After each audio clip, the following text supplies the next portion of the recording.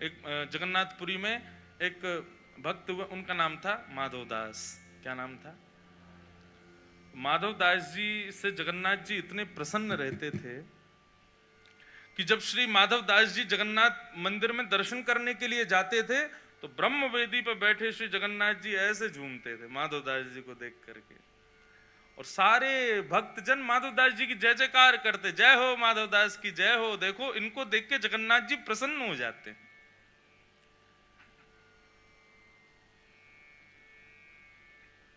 परंतु माधव दास जी को यह बहुत उचित नहीं लगता था। माधव दास जी एकांत में जगन्नाथ जी से कहते, इतनी यश कीर्ति इतना सम्मान मुझे क्यों मिल रहा है? भगवान बोले, तुम्हारी भक्ति है इसलिए मिल रहा है। बोले, भक्ति से यश कीर्ति सम्मान नहीं, जगन्नाथ मिलता है। वो तो आ नहीं रहा मंदिर छोड़ के, बाहर इतनी यश कीर्ति वैभव करवा रहे हो। ये ठाकुर जी आपकी चाल है, ये यश कीर्ति वैभव ऐश्वर्य इन सब में बंधवा करके आप मेरे को सांसारिक भाव में डुबोना चाहते हो, इसलिए इतना यश वैभव मुझे मिल रहा है। लेकिन जगन्नाथ जी ने इसका कोई उत्तर नहीं दिया। ये बात बिल्कुल सत्य बंधु। हमारे वृंदावन में कहते हैं, भ्रातः तिष्ठ टले टले विटपिनाम ग्रामेषु भिक्षामटः स्वच्छंदम पिबयामुनम जलमलम चीराणि कंताम कुरु सम्मानम कलयाति घोर गरलम। कलयुग में यदि विष कुछ है तो सम्मान है। सम्मानम कलयाति घोर गरलम नीचपुमानम शुधा श्री राधा मुरली रवो ब्रज सखे वृंदावनम मात्यज। देव वो जो अमृत पिए, लेकिन देवों के देव कौन? महादेव, जो विष पान करें। मतलब सम्मान को ही यहीं पर यहां से नीचे उतरने ना देवे, बस उसको जीवन में आने ना देवे, वो ही श्रेष्ठ है इस संसार में। माधव दास जी अब जगन्नाथपुरी में ऐसी जगह ढूंढने लगे जहां उनका अपमान हो जबरदस्ती। लेकिन स्थिति ये, वो बेचारे जहां जाएं वहीं उनका सम्मान हो, जिस गली से जाएं वहीं लोग पुष्प वर्षण करें, जिस घर में भिक्षा पाने के लिए जाएं 56 भोग बनाए जाएं। माधव दास जी बोले, ऐसी कोई जगह ढूंढो जहां मेरा अपमान हो, बताओ। तो माधव दास जी खोजते खोजते एक गली में गए तो वहां क्या देखा कि गली मोहल्ले के बच्चों के पीछे एक बूढ़ी माता जी डंडा लेके खिसिया के भाग रही थी। माधव दास जी बोले, बहुत बढ़िया, मेरी यजमान मिल गई आज, जो बढ़िया यजमान है। सब गली मोहल्ले के लोग कह रहे थे, खिसियामनी मैया सब पे खिसियाती रहती है। माधव दास जी उसके घर पहुंच गए। कहो बाबा कैसे आए? भिक्षा लेवे आए मैया, कुछ पवाओ। हम घर घर जाके भिक्षा पाते हैं, आज आपके घर का नंबर आया है। मैया बोली, अच्छा बैठो। बैठा करके जो 2-4 रोटी थी बासी दे दी। माधव दास जी जगन्नाथ जी को निवेदित करते हुए प्रेम से उसको पाया, चले गए। दूसरे दिन फिर आ गए। मैया बोली, याने तो भैया हम बिना पैसा के नौकर बना लिए, रोज रोज आ जाए। बाबा आज कैसे? बोले, मैया बड़ा स्वाद आया कल के आपकी भिक्षा में, इसलिए हम तो दोबारा यहीं आ गए। मैया भीतर गई, आज भी थाली लगाई, लेकिन आज किसी में नमक ज्यादा डाल दिया, किसी में नमक ज्यादा कर दिया, एक सब्जी में मिर्च ज्यादा झोंक दी कि मिर्च लगेगी नमक लगेगा, कल से बाबा नहीं आएगा। लेकिन माधव दास जी ने जैसे ही पाया वो समझ गए। बोले, मैया जबरदस्ती नमक नींबू और मिर्च डाल के लाइए ताकि मैं आऊं नहीं। कहो बाबा कैसी लगी? माधव दास जी बोले, मैया आज तो कल से भी ज्यादा स्वादिष्ट है। मैया बोली, ये बाबा ऐसे नहीं मानेगा। किसी बात से लड़ाई हो गई थी तो वैसी खिसिया रही थी, इतने में ही माधव दास जी तीसरे दिन फिर आ गए। मैया भिक्षाम देही। मैया लगा रही थी पोंछा, पोंछा पकड़ करके उसी की गेंद बना के दे घुमा के मारी माधव दास में, ले भिक्षा ले जा। आ जाता है रोज रोज। जैसे ही पोंछा आकर के मुंह पे पड़ा माधव दास जी के, जय जगन्नाथ, जय हो ठाकुर। अब थोड़ी शांति मिली, बहुत सम्मान मिल गया था, अब थोड़ा बराबर हो गया मामला, अब ठीक है। पोंछा लेकर के सिर से लगाया। बोले, भैया जो मिले भिक्षा में स्वीकार करना चाहिए, परंतु मैं तो स्वीकार कर लूं, पर पोंछा जगन्नाथ जी को कैसे निवेदित करूं? ले जाकर के उस पोंछे को सुखा दिया, सुखा करके उसके रेशे अलग किए और उसका दिया बना के घी पधरा के जगन्नाथ जी की आरती कर दी, उसी को निवेदित कर दिया। श्री चैतन्य महाप्रभु जो कहते हैं बंधुओं, इस बात को अपने जीवन का सूत्र मान लीजिए, तृणादपि सुनीचे न, मैं तृण से भी छोटा हूं। हम योग्य नहीं है, हमारी श्रेष्ठता नहीं, हमारी योग्यता नहीं, हम नहीं किसी के सामने, हम राधा भी नहीं बोल सकते अपनी जिह्वा से, हम में सामर्थ्य है ही नहीं। किशोरी जी बुलवा रही हैं, ठाकुर जी कृपा कर रहे हैं तो ही ये संभव हो पा रहा है। ऐसे अहम भाव से जो शून्य रहता है, भगवान कहते हैं स हरे प्रिय, वो मुझको प्रिय है।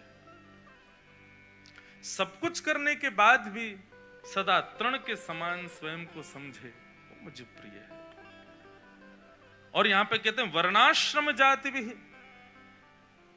देखो बंधुओं, वर्णाश्रम जाति प्रजाति इन सब में हम बंधे इसलिए हैं, एक प्रकार से ये भी हमारे लिए चैलेंज है, भक्ति भाव से इससे ऊपर उठ के दिखाओ। जात पात पूछे नहीं को, हरि को भजे सो हरि को। हम किसी भी वर्ण में, किसी भी जाति में हैं, अपने भक्ति प्रेम लक्षणा भक्ति से स्वयं का निर्माण ऐसा किया जाए, संत भी देख करके ये विचार ना करें कि ये कौन सी जाति का है, वो श्रेष्ठ ही है। और ये भक्ति भाव में सामर्थ्य है। ये सारे जो बंधन है ना, जाति के पाति के या छोटे के बड़े के, काले के गोरे के, सुंदर के कुरूप के, ये सारे भेद नष्ट हो जाते हैं जब हरि भजन हृदय में आता है।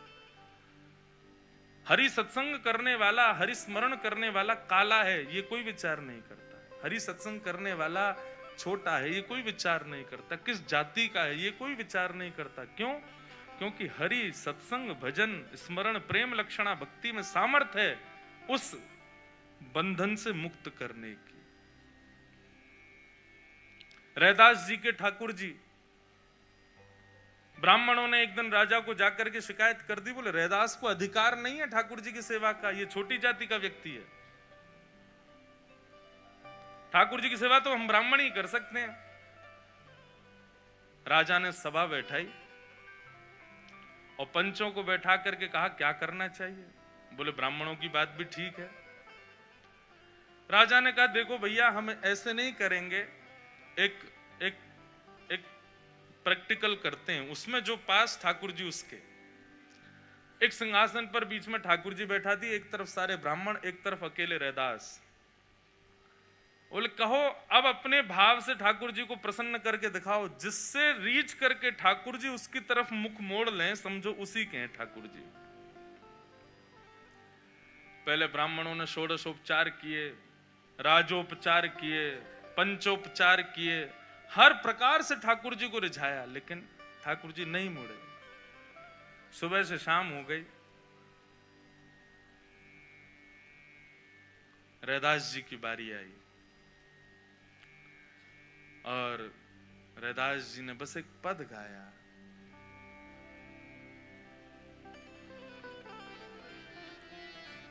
जो तुम तोड़ो राम मैं ना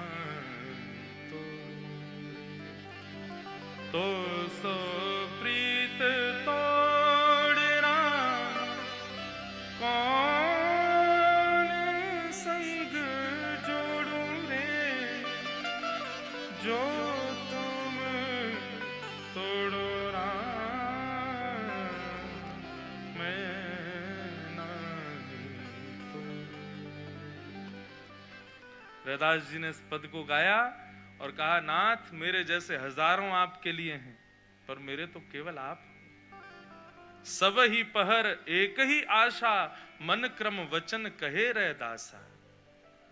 रैदास जी ने जब ये पद गाया तो राजा ने तो कहा था ठाकुर जी जिसकी तरफ मुड़ गए उसके, लेकिन रैदास जी के इस पद में ऐसा भाव उत्पन्न हुआ कि ठाकुर जी की प्रतिमा चल करके आई और रैदास जी के गले में जाकर के चिपक गई रैदास जी से।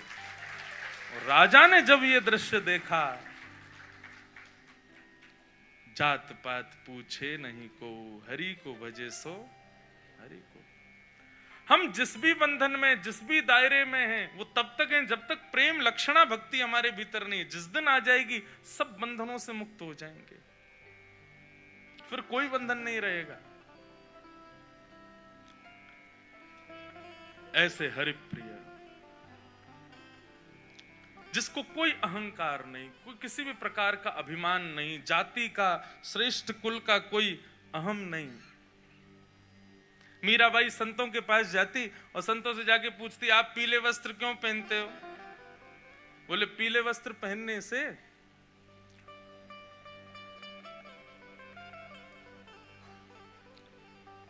नेक नेक सरक आओ आगे को। अब कहां तक करें? वो कह रहे हैं बाहर बहुत लोग हैं, ऊपर मंच पे ही बैठ जाओ हमारे पास आके। अब तो यही जगह बची है भैया, कुछ लोग इधर भी बैठ सकते हैं, यहां से भी सुननी तो है, कान में कहीं भी सुन ली हो भैया। नेक नेक आगे आओ, थोड़े थोड़े आगे आओ।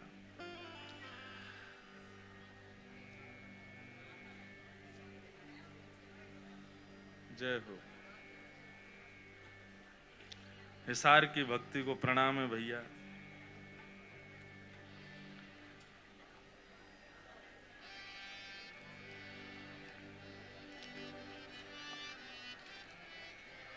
इतनी आवाज करके नहीं भैया, धीरे धीरे ही आ जाओ।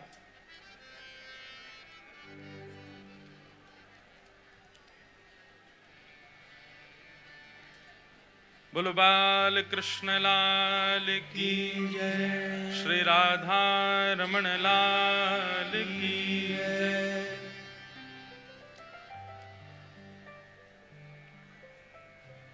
मीराबाई के विषय में हम चर्चा कर रहे थे। श्री मीराबाई बस शांति से अब विराज जाओ भैया, अब जगह मिल जाए तो ठीक, नहीं तो जो बाहर बैठे हैं वो बाहर से ही सुन लो। विराज जाओ, बस सब लोग बैठ जाओ। तो मीराबाई के विषय में हम चर्चा कर। मीराबाई संतों से पूछ, जैसे हनुमान जी के विषय में प्रसंग आता है कि हनुमान जी सीता जी से पूछ रहे हैं, मैया आप मांग में सिंदूर क्यों भर रही हो? बोले सिंदूर इसलिए भर रहे हैं क्योंकि ये हम राम जी के हैं, इस बात का द्योतक है, इस बात का प्रमाण है कि हम राम जी के हैं। तो हनुमान जी पूरे अंग पे सिंदूर लपेट आए।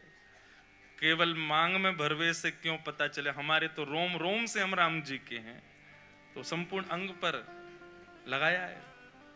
मीराबाई भी ऐसी संतों से पूछती हैं, आप जटा क्यों रखते हो? आप गले में कंठी माला क्यों पहनते हो? आप पीले वस्त्र क्यों पहनते हो? किसी संत को देख के कहती आप ऐसे बिना केशों के क्यों रहते हो? सबका उत्तर यही रहता कि इससे ये प्रमाण होता है कि हम ठाकुर जी के हैं। तो मीराबाई रोज अपना श्रृंगार बदल लेती, कभी किसी श्रृंगार में, कभी किसी श्रृंगार में।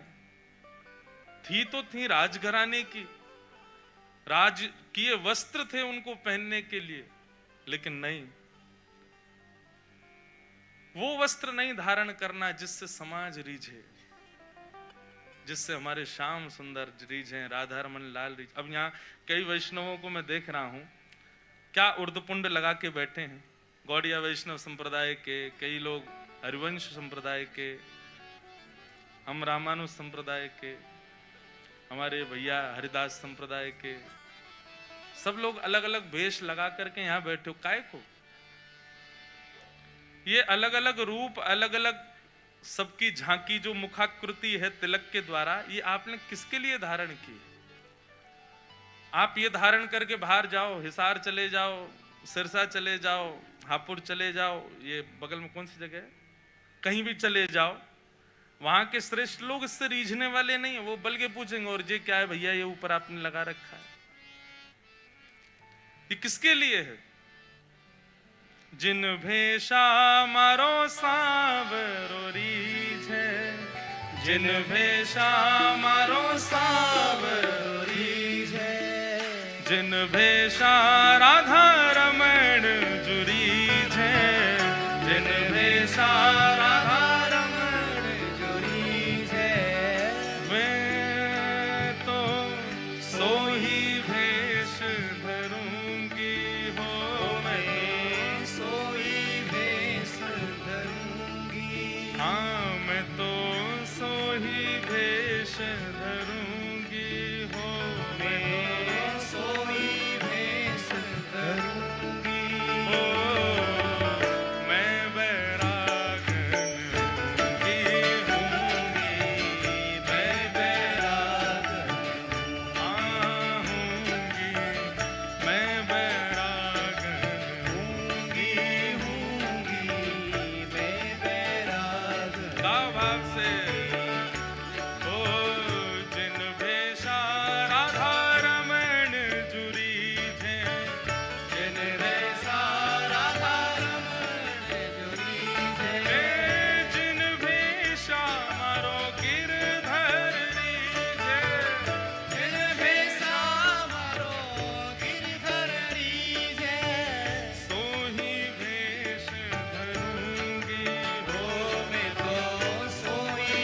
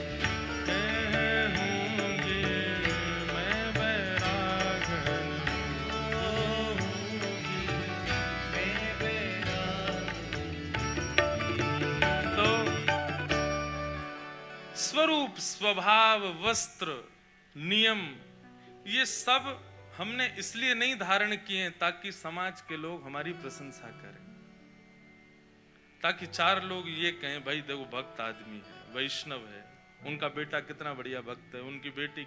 इसलिए थोड़ी कर रहे हैं हम लोग। समाज प्रशंसा करे इसलिए भक्ति भाव, इसलिए भक्ति पथ नहीं है। सामाजिक प्रशंसा के लिए तो दुनिया भर के लोग कर ही रहे हैं सब काम, और भक्ति भी यदि उसी के लिए हो गई तो फिर भक्ति में और फिर सामाजिक क्रियाओं में फिर अंतर क्या रह गया। हाँ, हम इसलिए भक्ति कर रहे, इसलिए स्वरूप ऐसा है, इसलिए हमारा भजन, इसलिए भक्ति भाव है कि राधारमण जी प्रशंसा करें, कि वो रीझे हैं हमारे भाव से।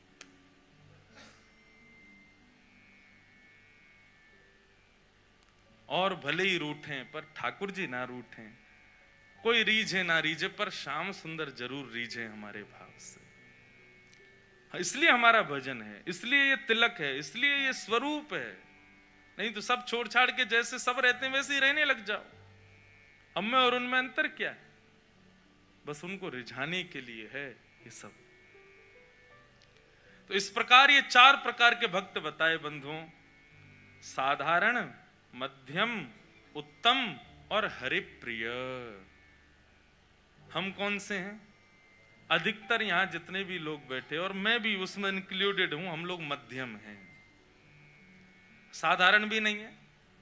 साधारण भक्त का क्या बताया था कि वो केवल ठाकुर जी की सेवा करता है, वैष्णवों से, भक्तों से उसको कोई प्रीति नहीं। पर हम लोग आपस में प्रीति रखते हैं, इसलिए हम साधारण नहीं है, मध्यम। करना क्या है? अब उत्तम बनना है, और उत्तम के बाद हरिप्रिय बनना है, ठाकुर जी का प्रिय बनना है। रस में और रास में अंतर केवल इतना ही है। हमें ठाकुर जी प्रिय लगे ये रस है, और हम ठाकुर जी को प्रिय लगे ये रास है। तो रस से रास के बीच का जो हमारा मार्ग है वही भक्ति है। पर कई लोगों को रस में ही सुख मिल जाता है कि हम उनके प्रिय, हमें ठाकुर जी प्रिय लगे, बस हमको तो इसमें चैन नहीं पड़ता। ब्रजवासी ने इतने भाव में चैन ना पड़े कि बस हम राधारमन जी हमें बढ़िया लगे, अरे हम बढ़िया लगने चाहिए राधारमन जी को, हम भी चोखे लगे राधारमन जी को, हमारो भाव भी प्रिय लगे उनको। उसके लिए भक्ति है, उसके लिए सब भाव है बंधु। रस में और रास में यही अंतर है। अपने भक्त के अनुपस्थिति के लिए ठाकुर जी व्याकुल हो जाएं, तब रास प्रारंभ होता है। ऐसी भक्ति जिसकी वो हरिप्रिय है, वो हरिप्रिय। एक कथा भक्तमाल जी में आती है। एक भक्त थे, उनका नाम था धन्ना जाट। क्या नाम था? बड़ी मधुर कथा है धन्ना जी की। धन्ना जी की कथा ऐसे प्रारंभ होती है कि सामान्य से परिवार में धन्ना जी का जन्म हुआ। देखो, ये हरिप्रिय हैं, इनको हरि प्रिय थे, लेकिन इनकी भक्ति से फिर ऐसी स्थिति हो गई कि ये हरि को प्रिय लगने लगे। तो धन्ना जी के यहां एक संत पधारे। संत की शालिग्राम जी की सेवा। छोटे बालक जो होते हैं वो संतों को, या घर में कोई भी बड़े बुजुर्ग आए या कोई भी श्रेष्ठ जन आए, वो क्या करते हैं, कैसे करते हैं, मेहमानों को देखते हैं बैठ के। तो महात्मा जी अपने ठाकुर जी की सेवा करते और धन्ना जी जाके उनके पास में बैठ जाते। पहले जल से स्नान, फिर दूध से स्नान, फिर घी से, फिर दही से, फिर शहद से, पंचामृत स्नान करा के बढ़िया इत्र लगा के ठाकुर जी को उर्द पुंड तिलक लगा करके माला तुलसी पधरा के विराजमान कर दिया। धन्ना जी को इतनी अच्छी लगी ये सेवा, रोज बैठ जाते, पूरी रात रोते, अपनी माँ से कहते मैया ये सुबह कब होगी। क्यों? वो सुबह होते ही बाबा के पास जाऊंगा, उनकी सेवा देखूंगा कैसे करते हैं। बंधुओं देखो, भक्ति का बीजारोपण बाल्यकाल में ही होता है। छोटे जितने बालक उतनी ज्यादा उनको सत्संग, उनको संतों के सन्निधि में, भक्तों के पास ले जाना प्रारंभ किया जाए, उसका प्रमाण फिर आपको 25-30 वर्ष का जब वो होगा दिखेगा। जो बालक बचपन से कभी संत संग नहीं गए, कभी संतों की सेवा नहीं देखी, उनके जीवन में निश्चित ही भक्ति का अभाव रहता है। इसलिए बाल्यकाल से कौमार आचरित प्राज्ञो, भागवत में आज्ञा करते हैं भक्ति कब करनी चाहिए, बोले कौमार आचरित प्राज्ञो धर्मान भागवतान इह कुमार अवस्था। कुमार अवस्था किसको कहते हैं? लगभग भक्ति का प्रारंभ मतलब स्वयं नाम जप आदि करना, तो उसको कुमार अवस्था से कर देना चाहिए, 14-15 वर्ष की आयु से। उससे पहले क्या करे? प्रैक्टिस करे, माता पिता के साथ वृंदावन जाए, संतों के पास जाए, तब तो जाके 14-15 में भजन प्रारंभ करेगा। तो धन्ना जी रोज सेवा देखते, बड़े खुश होते। जैसे महात्मा का जाने का समय आया, धन्ना जी बिखर गए। कहां जा रहे हो आप? बोले बेटा अब हो गई हमारी सेवा पूरी, अब हम जा रहे हैं, फिर आएंगे कुछ साल बाद। धन्ना जी बोले तो आप चले जाओ, इनको छोड़ जाओ यहीं पे, ये ठाकुर जी यहीं रहे आए, मैं इनकी सेवा करूंगा। बाबा बोले अरे तुम छोटे बालक हो, तुमसे सेवा बनेगी नहीं बेटा, तुम जिद मत करो। धन्ना जी तो रोने लगे, बोले नहीं मैं सेवा करूंगा, मुझे तो ये चाहिए। जैसे कोई वस्तु के लिए बालक जिद करता है, ऐसे धन्ना जी ठाकुर जी के लिए जिद करने लगे। माता पिता परेशान, महात्मा अलग परेशान, क्या करें? और इतना रोवे कि महाराज पूरा घर अधर कर दिया, मोहल्ले वाले तक इकट्ठे हो गए। क्या हो गया? बोले धन्ना जी के महात्मा जी जा रहे हैं, उनके ठाकुर जी मांग रहा है धन्ना। अब किसी में ये हिम्मत भी नहीं कि महात्मा सिंह कहते दे जाओ। और कोई वस्तु हो तो ये भी कह देते हैं लोग, दे जाओ चलो हम दूसरी दे देंगे। ठाकुर जी की बात है भैया, कोई अपनी सेवा कैसे दे सकता है? धन्ना जी इतने रोए, सिर पटक पटक के रोने लगे, छोटे बालक। तो महात्मा बोले बड़ी विडंबना, ठाकुर जी रक्षा करो, क्या करें? इतने महात्मा बाहर गए और गोल गोल काले से दिखने वाला एक पत्थर उठा लाए, उसमें बढ़िया घी भी लगा करके और इत्र लगा के सुगंधित कर दिया, उर्द पुंड तिलक लगा दिया ठाकुर जी जैसा, और अपने ठाकुर जी तो नीचे एक छोटे सिंहासन पर विराजमान कर दिए, और बड़े सिंहासन पर वो पत्थर लाके रख दिया, और बढ़िया सजा के। धन्ना रो रहे थे, उठा के गोद में ला, देख देख देख तेरे ठाकुर जी आगे देख।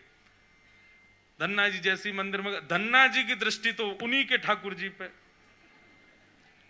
यही चाहिए। महात्मा बोले लाला देख, ऊपर सिंहासन पर बड़े ठाकुर जी बैठे और नीचे छोटे ठाकुर जी बैठे। वो बड़े वाले जो हैं वो तो हैं राजा ठाकुर, और ये छोटे वाले जो नीचे बैठे हैं ना, ये सिपाही ठाकुर। अब बता, मुझे तो राजा ठाकुर ज्यादा बढ़िया लग रहा है, मैं तो उनको ले जाऊंगा, लेकिन फिर याद रहियो जब जब मैं आऊंगा तब तब मेरे ठाकुर जी ऊपर बैठेंगे और तेरे वाले नीचे बैठेंगे, क्योंकि तू सिपाही ठाकुर जी मांग रहा है और मेरे ठाकुर जी तो राजा ठाकुर हैं। अब बालक को उस भाव से समझाया तो धन्ना जाट, नहीं मैं तो राजा ठाकुर लूंगा, आप ले जाओ सिपाही को। सिपाही ठाकुर जी के रूप में उनके निज ठाकुर जी थे। बाबा बोले अब ठीक है। घर वालों ने भी प्रणाम किया, जय हो महाराज जी, बड़ी आपने बुद्धि युक्ति लगाई। सबको लगा कि कंटक छूट गया, लेकिन यहां तो अब भक्ति प्रारंभ हुई थी धन्ना जी की। देखो, ठाकुर जी की सेवा के लिए जो व्यवस्था की प्रतीक्षा करते हैं, ठाकुर जी की सेवा के लिए अनुकूल समय की प्रतीक्षा करते हैं, उन लोगों के लिए प्रमाण है ये कथा। बाकी सेवा तो बाद की बात है। ठाकुर जी भी असली नहीं थे, धन्ना जी के सामान्य पत्थर था,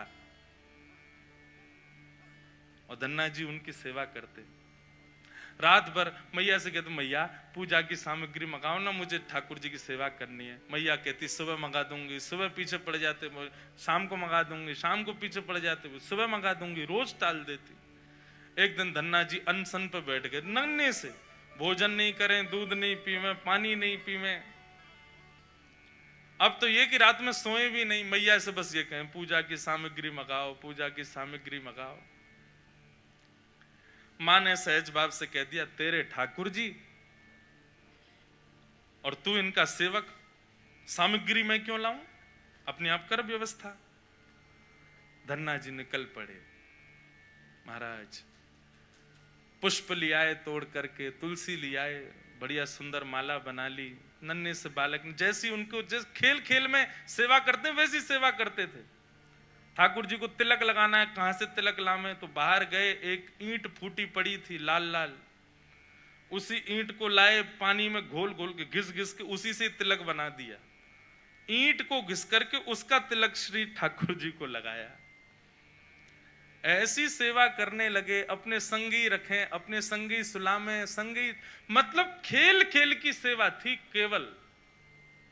घर वालों को लगता था कि भैया दुनिया के लोग खिलौने से खेलते हैं, हमारा धन्ना जो है ये पत्थर को ही भगवान समझ के खिलौना इनसे ही खेल रहा है, बड़ा होगा तो बुद्धि आ जाएगी। परंतु किसी को क्या पता था कि भैया ऐसा भक्ति का बीज पिरो दिया है धन्ना जी के हृदय में। धन्ना जी भोग लगाते और भोग लगाने के बाद में पर्दा लगा करके वहीं बैठ जाते और बैठ करके प्रतीक्षा करते कि ठाकुर जी पा रहे होंगे। फिर धीरे से पर्दा हटा के देखते, अच्छा अभी पाई नहीं, ठीक है, फिर बैठ जाते, फिर प्रतीक्षा करते कब पाएंगे। खूब देर हो गई, नहीं पाई तो ठाकुर जी से बोले आप रोज भोजन अधूरा छोड़ देते हो। मैं भोजन अधूरा छोड़ देता हूं, मेरी मैया मुझे बहुत मारती है, लेकिन महात्मा जी मुझे ये बता के नहीं गए कि वो मैं आपके संग कर सकता हूं कि नहीं। मेरी मैया तो मुझे बहुत मारती है, लेकिन पता नहीं मैं कर सकता हूं कि नहीं। धन्ना जी के उस प्रिय भाव भक्ति भाव पर ठाकुर जी रीझने लगे। एक दिन तो धन्ना जी हट करके बैठ गए, यदि आपने नहीं पाया तो मैं भी नहीं पाऊंगा। धन्ना जी ने थोड़ी देर देखा, थाली यथावत रखी है, नहीं पा रहे, तो ठाकुर जी की तरफ कमर करके लेट गए। तो ठीक है, तो आज मैं भी भूखा सोऊंगा।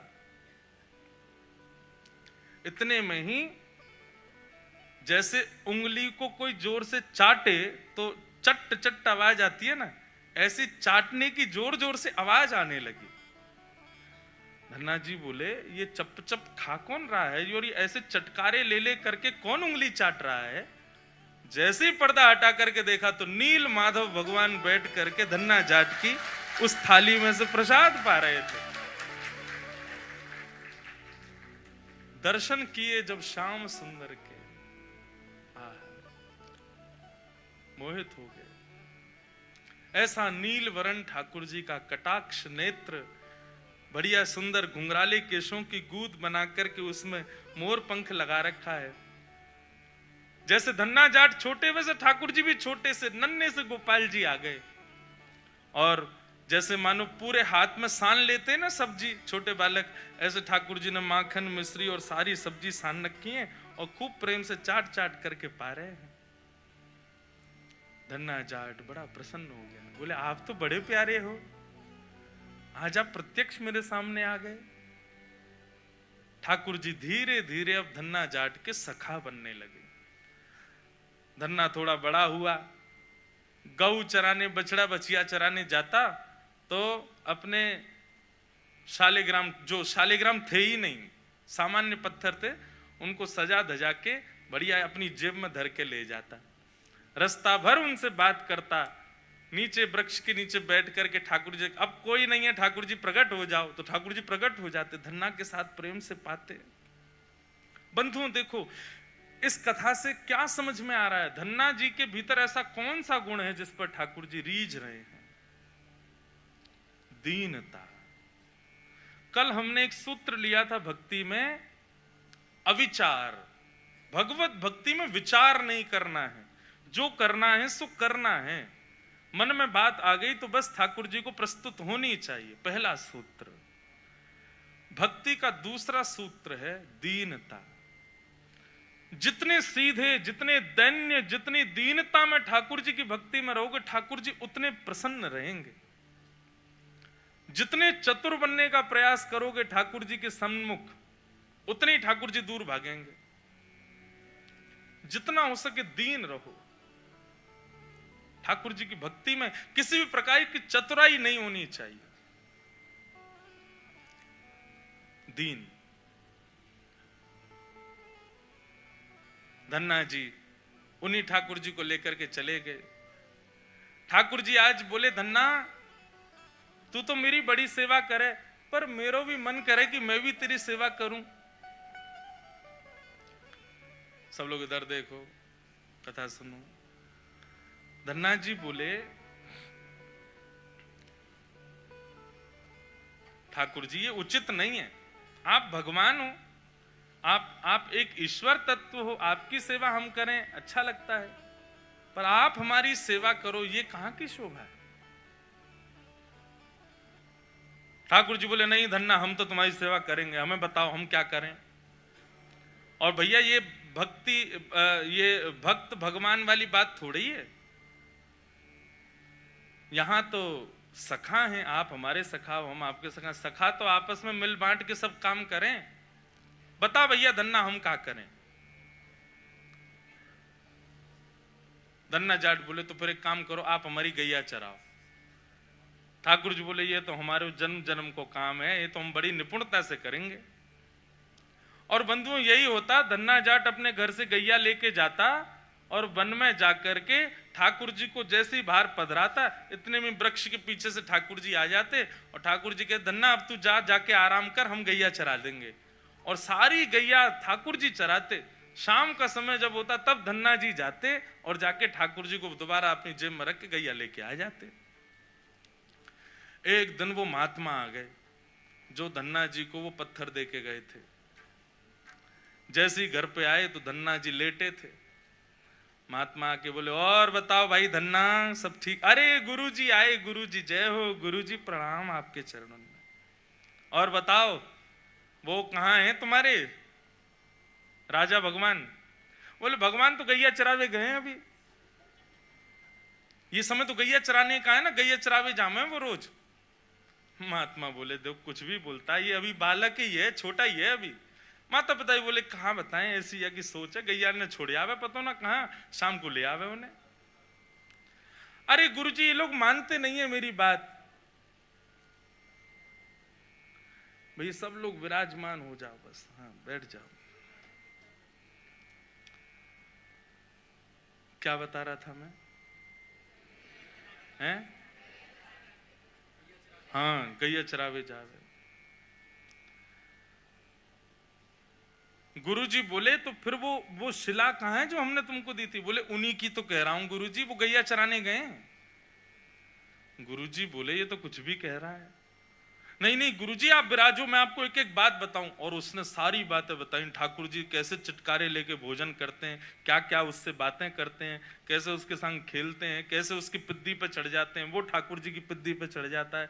ऐसा मधुर भाव वो प्रस्तुत करे और गुरुजी बैठ के सुनते जाएं। बोले कि इतनी बड़ी बड़ी बातें झूठ में तो नहीं बोल सकता।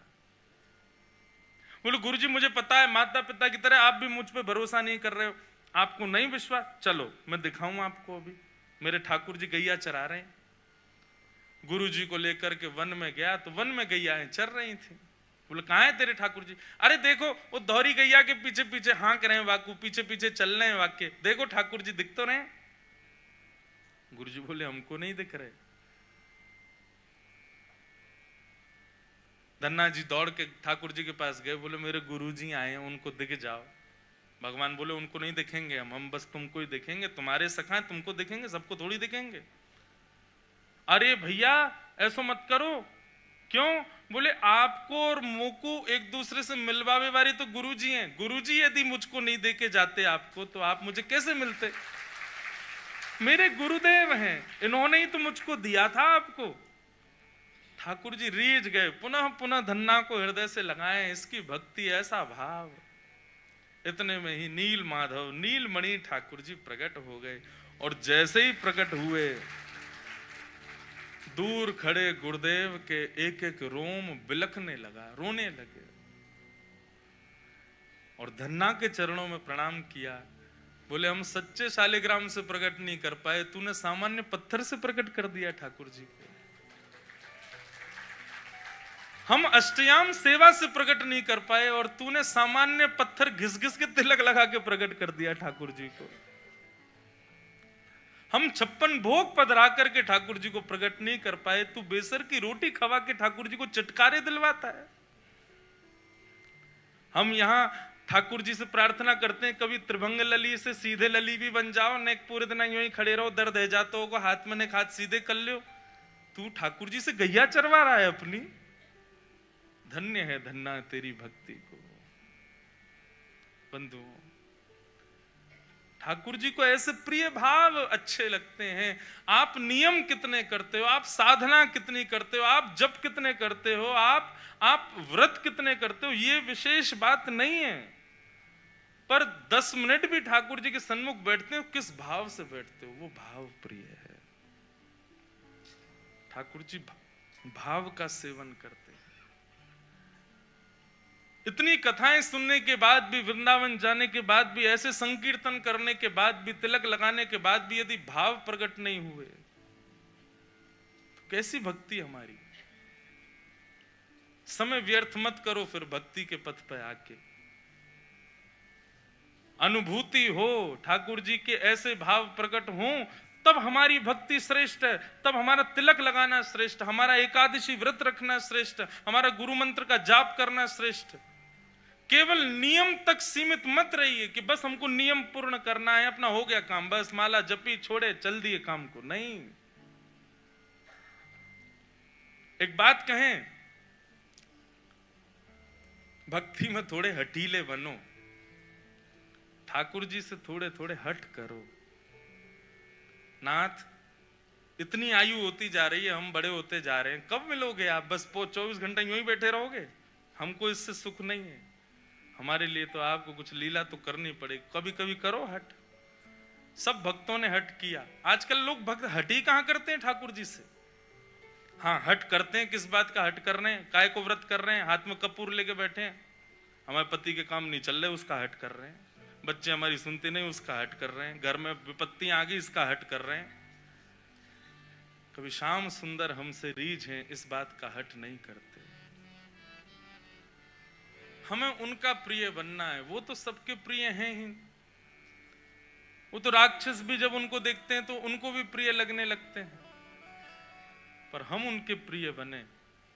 सूरदास को प्रिय ठाकुर जी लगते थे ऐसा नहीं कहते, संत जन कहते हैं सूरदास ठाकुर जी को प्रिय लगते थे, मीराबाई ठाकुर जी को प्रिय लगती थी, गोपियां ठाकुर जी को प्रिय लगती थी, गोपाल भट्ट गोस्वामी ठाकुर जी को प्रिय लगते थे, हितरवंश महाप्रभु ठाकुर जी के प्रिय थे। पर हमारे लिए क्या कहेंगे लोग? इनको ठाकुर जी अच्छे लगते हैं। हमारे लिए कोई क्यों नहीं कहता कि ये ठाकुर जी को प्रिय है?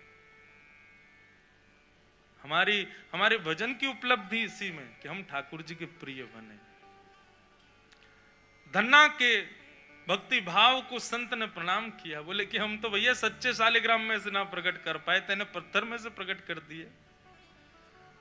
परंतु बंधुओं, धन्ना जी जैसे थोड़े बड़े हुए ना, तो धीरे धीरे ज्ञानी हो गए, ज्ञान हो गया। अब अबोधता तो जो थी उनके मन की, वो धीरे धीरे जाने लगे। सूरदास जी कहते हैं, यह धन धर्म ही ते पायो, नीके राख यशोदा मैया, क्यों नारायण घर आयो। हम सब के यहाँ सेवा में जो ठाकुर जी विराजमान हैं,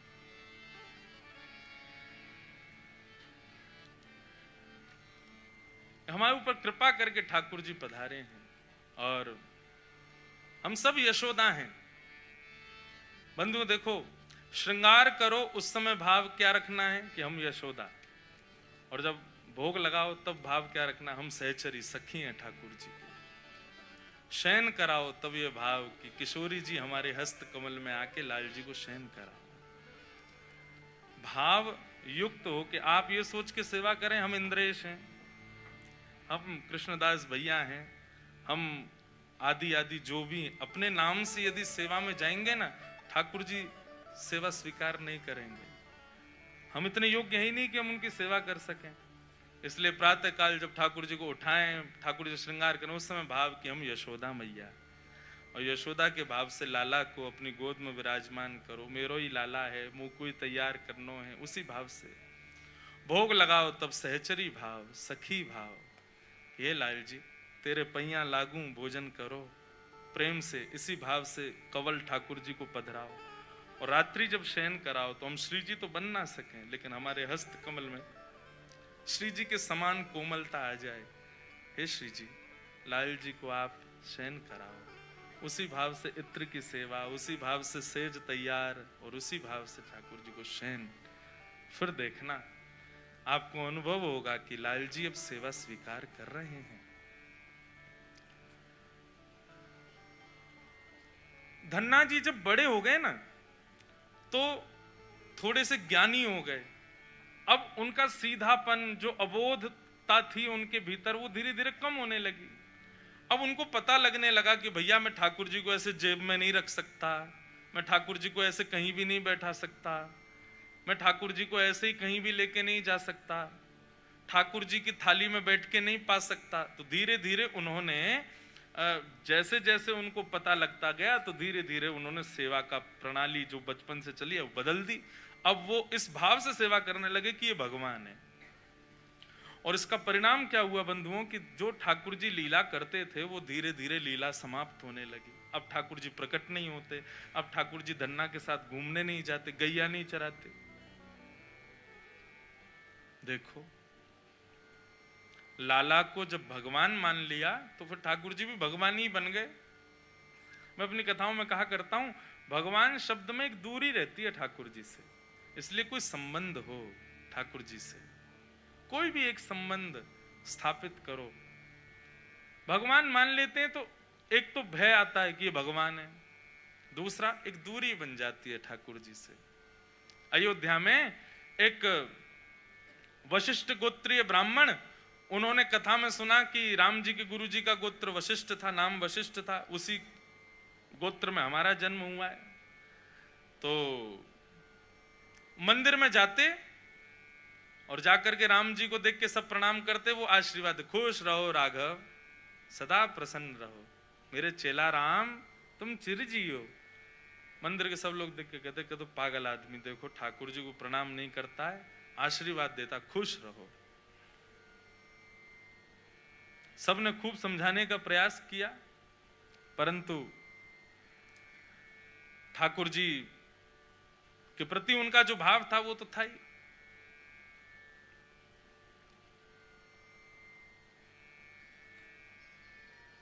ठाकुर जी के प्रति जो उनकी रुचि थी वो तो थी, उसको कोई कैसे बदल सकता था। परंतु प्रमाणित तो तब हो जब ठाकुर जी भी बतावें कि ये हमारे गुरु जी।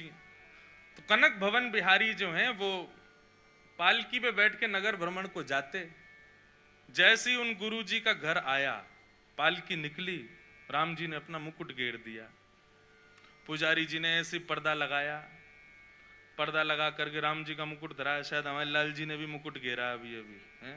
देखो लीला चल रही है तो उसको स्वीकार कर रहे हैं, गुरुजी हैं भैया, गुरुजी के आगे मुकुट थोड़ी पहनेंगे। तो ठाकुर जी ने मुकुट घेर दिया, राम जी ने, पुजारी जी लगे मुकुट धराने, खूब प्रयास किए मुकुट नहीं धारण करें। इतने में ही वो अपने घर की छत पे आके खड़े, क्या हुआ, ये पालकी रुक क्यों गई? अरे ठाकुर जी का मुकुट गिर गया। बोले पहनेगा भी नहीं, गुरु जी के घर के सामने से जा रहा, मुकुट पहन के थोड़ी जाएगा, चेला हमारा। सब लोग बोले क्या पागल आदमी, बताओ, यहां पे भी अपनी बात सिद्ध कर रहा। बोले तुम लोग नहीं मानो, राम जी मानते हैं। और बंधुओं पता है, आज तक अयोध्या में इस लीला को भी सैकड़ों वर्ष हो गए, आज भी ठाकुर जी पालकी में जाते हैं और उस स्थान पे आके आज भी ठाकुर जी का मुकुट गिर जाता है। क्यों? गुरु जी का घर है। संबंध आप एक बार स्थापित करो, निभाएंगे ठाकुर जी। फिर हम ये भी नहीं कह रहे कि आप निभाओ, आपसे निभेगा भी नहीं, संबंध बना भर लो, बस निभाने की जिम्मेवारी ठाकुर जी की है। लेकिन यहां तो धन्ना जी के मन में आ गया ये भगवान है, और जैसे ये भाव आने लगा तो ठाकुर जी अपनी लीलाएं कम करने लगे।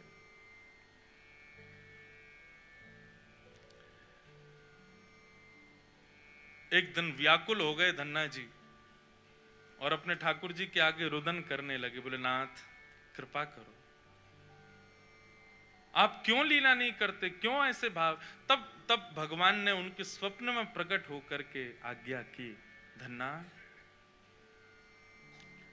जब बाल अवस्था थी ना तुम्हारी, तो तुम अबोध थे, तुम सीधे थे, तुम मुझको अपना मित्र सखा मान करके जैसे चाहते वैसी लीला सेवा करते थे। अब तुम बड़े हो गए हो, अब तुम ज्ञानी हो गए हो ज्यादा ही, तुम मुझको भगवान मानने लगे हो, तो मैं भी फिर भगवान की तरह रहता हूं। धन्ना जी बोले, इसका निदान क्या है नाथ? मेरे हृदय से ये भाव भी नहीं जा पा रहा है कि ये वस्तु अपवित्र है, ये नहीं पधरानी है, यहां नहीं लेके जाना। ये सब भाव तो आते हैं मन में, इनका मैं क्या करूं? और मैं चाहता हूं कि आप लीला भी करो, ये कैसे संभव हो? तब भगवान ने आज्ञा की, बोले अब तुम गुरु दीक्षा लो,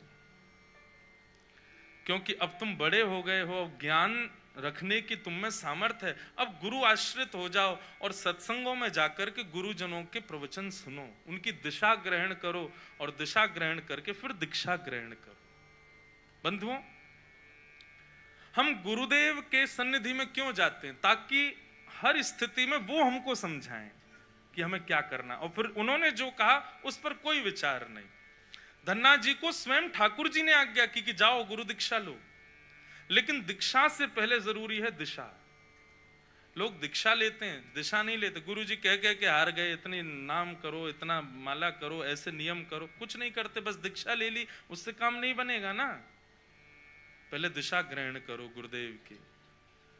तब धन्ना जी काशी गए, काशी में जाकर के श्रीमद जगतगुरु रामानंदाचार्य जी के पहले उन्होंने प्रवचन सुने, और प्रवचन में भगवत वाणी, भगवत सेवा के प्रकल्पों को सुनकर के जब उनके हृदय में निष्ठा हुई, तब उन्होंने रामानंदाचार्य जी से दीक्षा ली। और दीक्षा लेकर के जब वो आए, तो गुरुदेव के प्रवचनों से उनका जो अज्ञान था वो नष्ट हो गया, और फिर से ठाकुर जी की लीला प्रारंभ हो गई। फिर से ठाकुर जी प्रकट होने लगे, फिर से ठाकुर जी उनके साथ सब सेवा करने लगे। तो कहने का अभिप्राय क्या है बंधुओं? दो बातें धन्ना जी के चरित्र से हमने सीखी। एक तो दीनता, चतुराई ठाकुर जी को प्रिय नहीं। जितने सरल, जितने दीन बन सको अपने जीवन में, उतने बनने का प्रयास करो। संसार उसको ज्यादा पूछता है जो चतुर हो, जो क्लेवर हो, जिसके पास दिमाग बहुत हो, लेकिन ठाकुर जी उसको पूछते हैं जो बहुत सरल हो, बहुत दीन हो, बहुत सीधा हो, ज्यादा कुछ करता धरता ना हो, भोला सा हो। ज्यादा चतुर लोगों को ठाकुर जी पूछते नहीं। ठाकुर जी के बने रहो तुम संसार के। हमारे पूज्य पिताजी महाराज के गुरुदेव अनंत श्री विभूषित श्री रामानुज प्रपन्नाचार्य गुरु जी, उनके विषय में मलुक पीठ वाले महाराज जी एक बार बता रहे थे, बहुत विद्वान थे, उनको भागवत का सचल विग्रह कहा जाता था वृंदावन में, चलती फिरती भागवत। हमारे पिताजी के गुरुदेव, उनके विषय में महाराज जी बता रहे थे, एक बार बहुत बड़ी सभा हुई वृंदावन में, भारतवर्ष के सब संत पधारे, और उस सभा का अध्यक्ष बनाया पूज्य गुरुदेव भगवान को, रामानुजाचार्य जी को।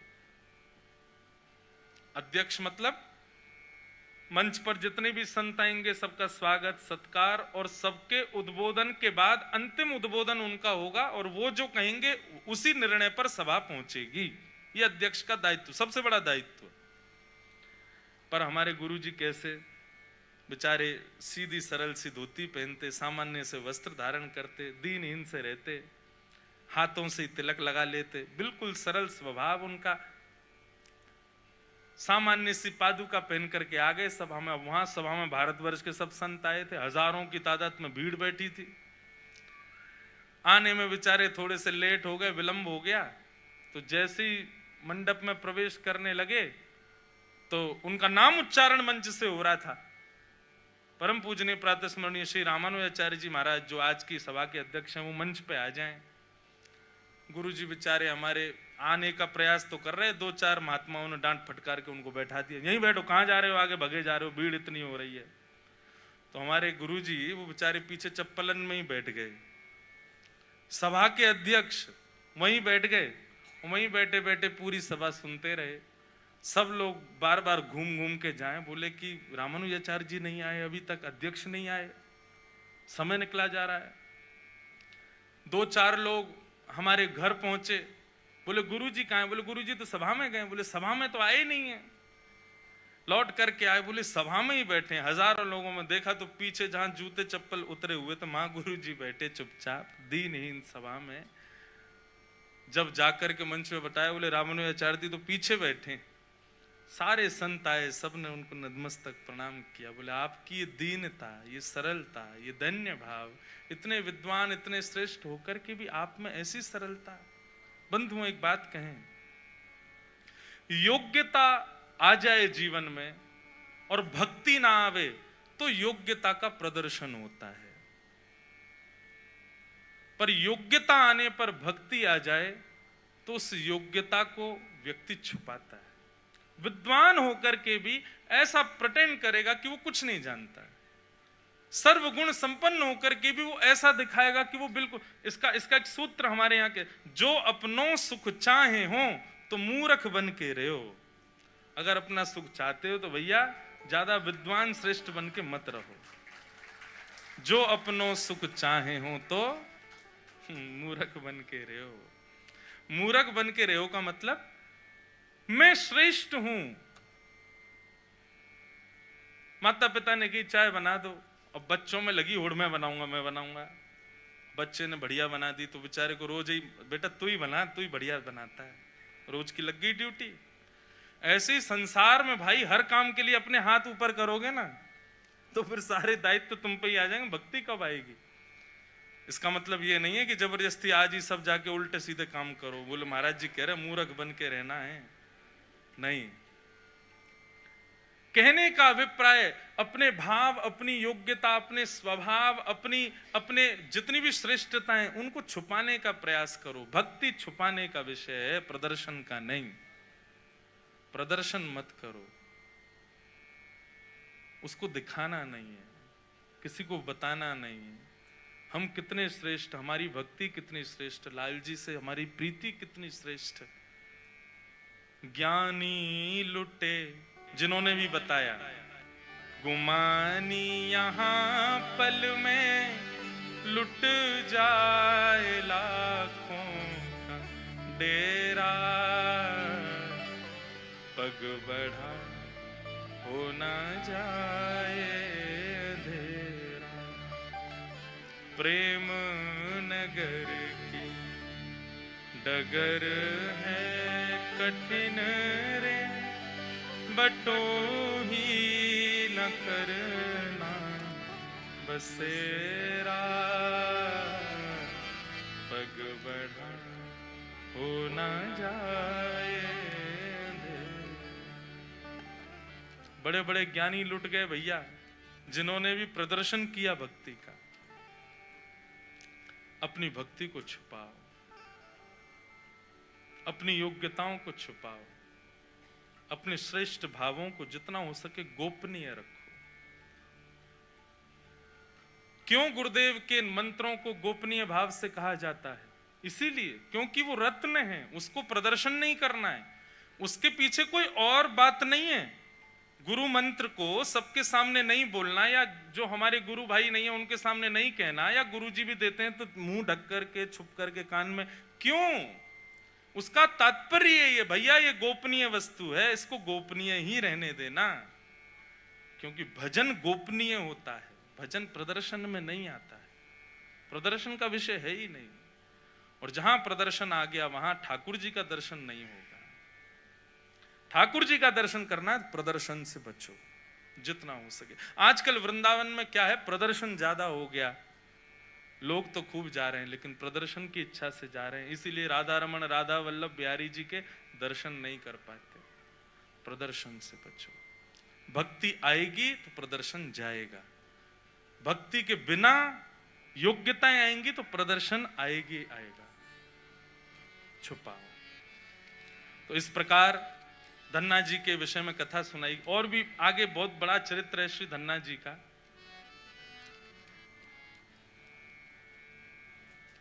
ऐसे धन्ना जी के इस भाव से हमने दीनता सीखी, दैन्य सीखा। जितना दीन बन सको उतना प्रयास करो दीन बनने का। तो पहला सूत्र भक्ति का, भक्ति भाव में सोचना नहीं है और दूसरा सूत्र, दीन बन के रहना है, सरल बन के रहना है। बस यही भक्ति के कुछ सूत्र हैं। भागवत में एक भक्त और हैं, उनका नाम है वृत्रासुर। इनकी भक्ति भी बड़ी सुंदर है। प्रयास करेंगे, कल विश्राम है इस मंगल में सत्संग का, तो कल विश्राम सत्र में वृत्रासुर की भक्ति और श्री जयदेव महाप्रभु का मंगल प्रसंग सुनाएंगे, जिन्होंने गीत गोविंद जैसा महाकाव्य लिखकर के श्री जगन्नाथ जी को अति रिझाया, अति आनंदित कर दिया। ऐसे जयदेव महाप्रभु और श्री वृत्रासुर, इनके प्रसंगों को हम कल के भाव में सुनेंगे।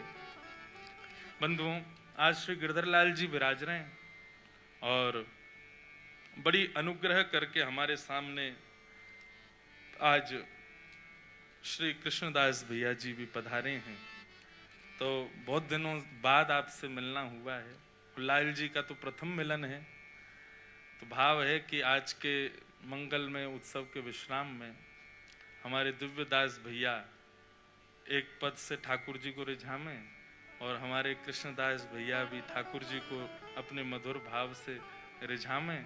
हम आप सब लोग उसका आनंद रस स्वादन पान करें, ऐसी भावना है। बाकी फिर जैसे आप सबका भाव बने उस हिसाब से ठाकुर जी को आनंद कराएंगे।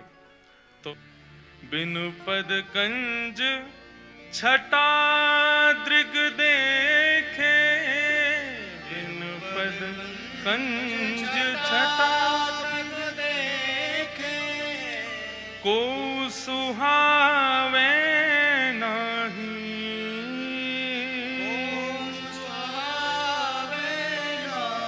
कैसा दुख चाहिए? जब तक हमारे श्री राधा रमन लाल जी हमको दिखे नहीं, तब तक हमको कोई ना अच्छा लगे, ऐसा दुख दो। जब तक मेरे श्याम सुंदर इन नेत्रों को दिखाई ना देवें, तब तक दुनिया के कितने भी बड़े सौंदर्य मेरे सामने आ जाएं, मुझे सब फीके ही लगें। या फिर जो राधा रमन जी से संबंधी वस्तु ना हो, उसको देखने में मुझे सुख ना लगे। अब ये संसार के लिए दुख है कि नहीं है? संसार के लिए दुख ही है।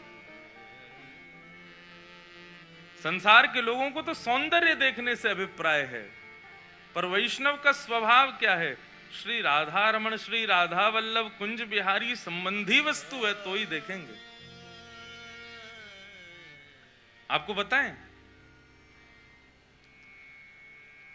जिस घर में मंदिर नहीं, जिस घर में ठाकुर जी की सेवा नहीं, उस घर का पानी पीने से अनंत जन्मों के किए गए हमारे सब भजन के प्रताप भी सब नष्ट हो जाते हैं।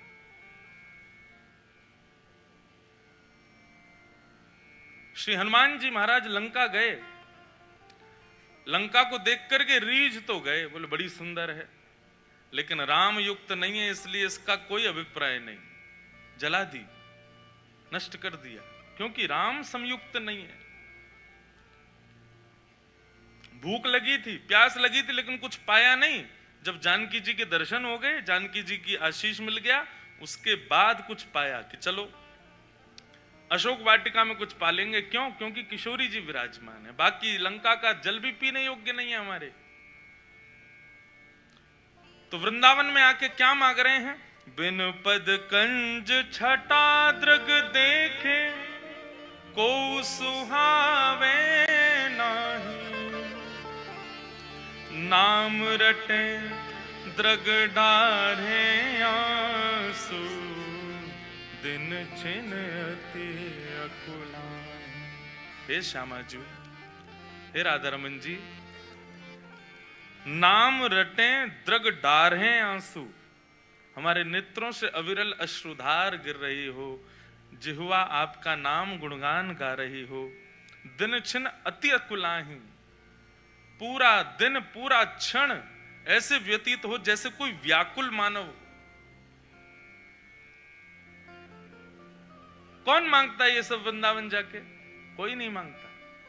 कौन कहता है ऐसे भाव वृंदावन जाके? कोई नहीं कहता।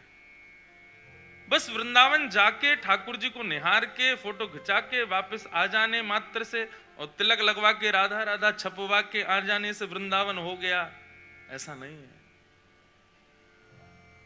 वृंदावन सामान्य नहीं है भैया, वृंदावन साधारण नहीं है।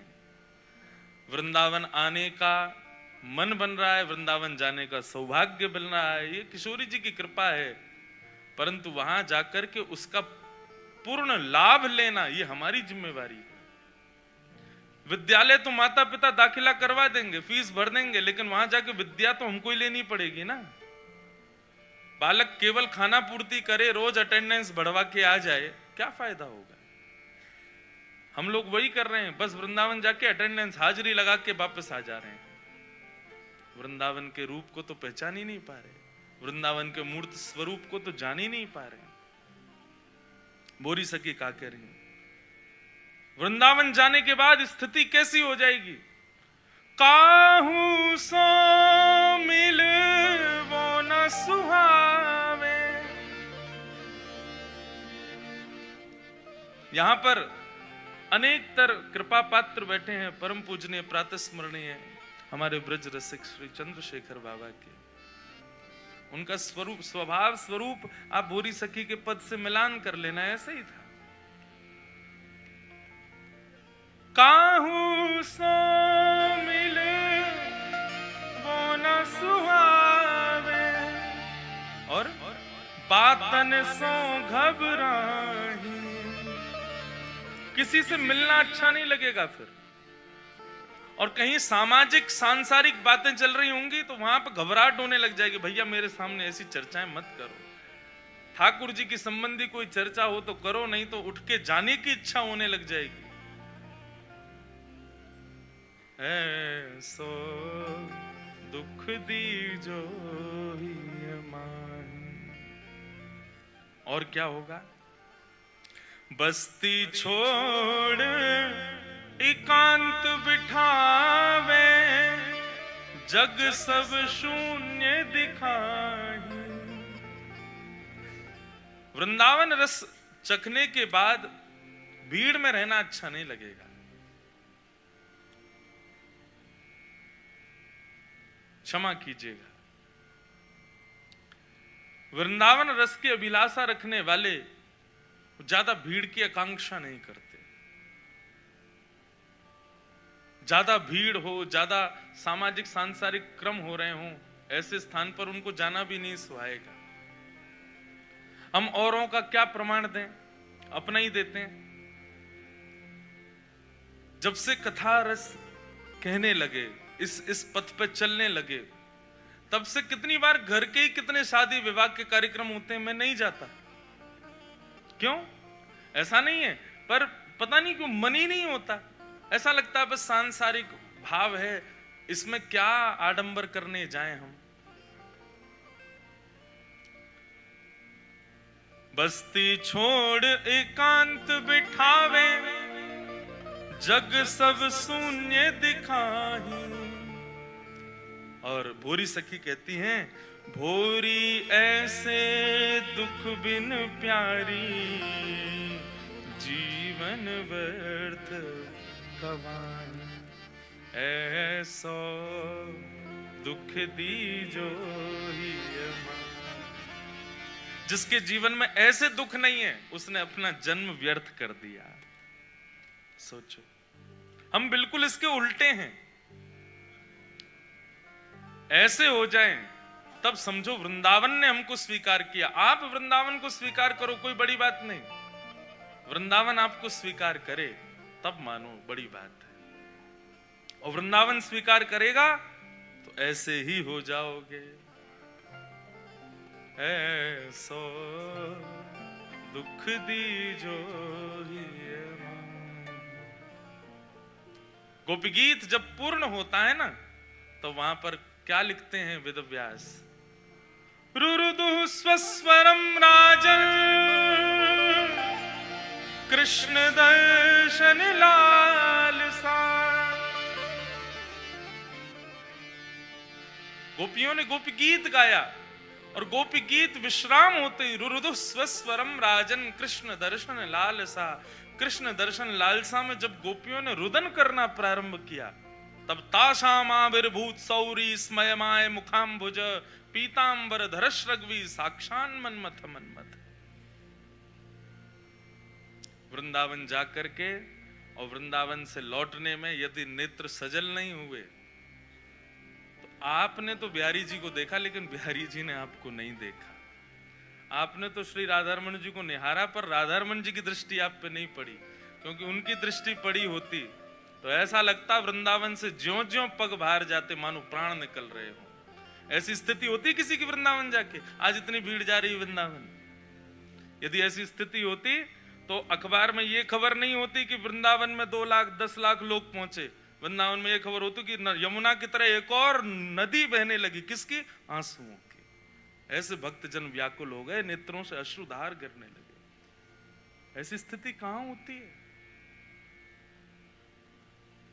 इसलिए पहले गुरु आश्रित हो, सत्संग आश्रित हो, संत जनों के आश्रय में जाकर के वृंदावन को समझो, तब वृंदावन जाओ। बिना जाने वृंदावन जाकर के हम बहुत बड़े भाव से वंचित हो रहे हैं। इसलिए हमारे शास्त्र आज्ञा करते हैं पहले सत्संग करो, पहले हरिस्मरण करो, गुरुजनों से वृंदावन रस समझो, सीखो, जानो, तब जाओ।